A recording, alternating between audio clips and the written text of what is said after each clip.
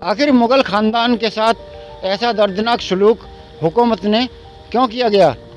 क्योंकि बहादुर शाह जफ़र हिंदुस्तान के आखिरी बादशाह की सियासी गलतियों की वजह से हुआ। बादशाह ने अपने इर्द गिर्द नाहेल, खुशामदी और लोगों का लश्कर जमा कर लिया था।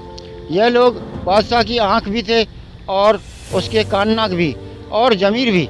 बादशाह के दोनों बेटे ने सल्तनतें तकसीम कर ली थी। दोनों के दरमियान लड़ाइयाँ भी चलती थीं, मगर बादशाह इन दोनों की कोताहियों और गलतियों को माफ़ कर दिया करता था। आवाम की हालत इंतहाई ख़राब थी। महंगाई आसमान छू रही थी। खुराक यानी अनाज मंडियों से कटाई के वक्त ही गायब हो जाता था। सौदागर मुँहमांगी कीमतों पर लोगों को गेहूं, गुड़ और सब्जियां बेचते थे। उसमें रोज़ इजाफा होता था। शहजादों ने दिल्ली शहर में कबूतरों के दाने पर भी टैक्स लगा दिया था।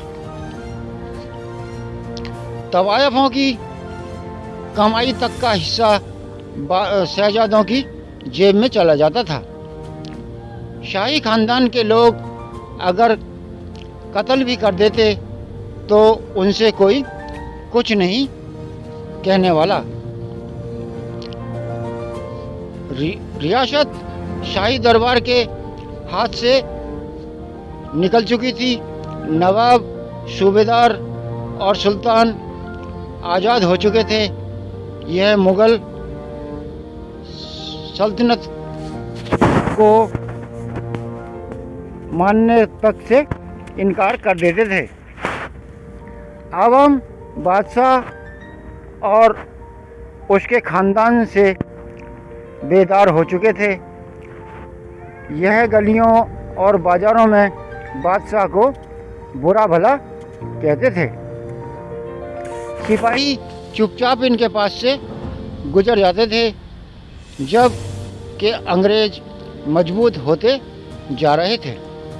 यह रोज़ अपना एग्रीमेंट तोड़ते थे और शाही ख़ानदान दोबारा अंग्रेज़ों के साथ नए एग्रीमेंट कर लेते थे। अंग्रेज़ एक एक करके बादशाह के सब वफादारों को कत्ल करते गए और फिर एक वक्त ऐसा आया कि आवाम कहने लगे कि हमारे लिए बादशाह जफ़र और अंग्रेज़ एक ही हैं, हमारे लिए कोई फ़र्क नहीं। बादशाह यानी बहादुर शाह जफ़र डबल माइंड थे।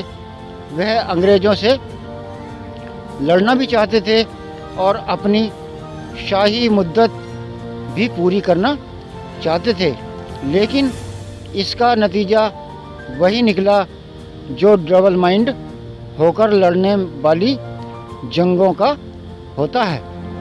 शाही ख़ानदान को दिल्ली में कत्ल कर दिया गया और बहादुर शाह जफ़र को कैद कर लिया गया। दोस्तों, जो बादशाह अपनी सल्तनत का ख्याल नहीं रखते और अपनी आवाम का एतमाद खो बैठते हैं, उनका अंजाम इस तरह ही होता है। काश हमारे हुक्मरानों को यह बात समझ में आ जाए कि हमारी जनता अगर परेशान है तो हम ही परेशान हैं। जनता की परेशानी को अगर हुक्मरान अपनी परेशानी समझने लगें तो ये सारी समस्या से छुटकारा मिल सकता है। दोस्तों, कहानी अच्छी लगी हो तो दोस्तों के साथ शेयर करें, वीडियो को लाइक करें और चैनल पर नए हैं तो चैनल को सब्सक्राइब भी कर लें। धन्यवाद।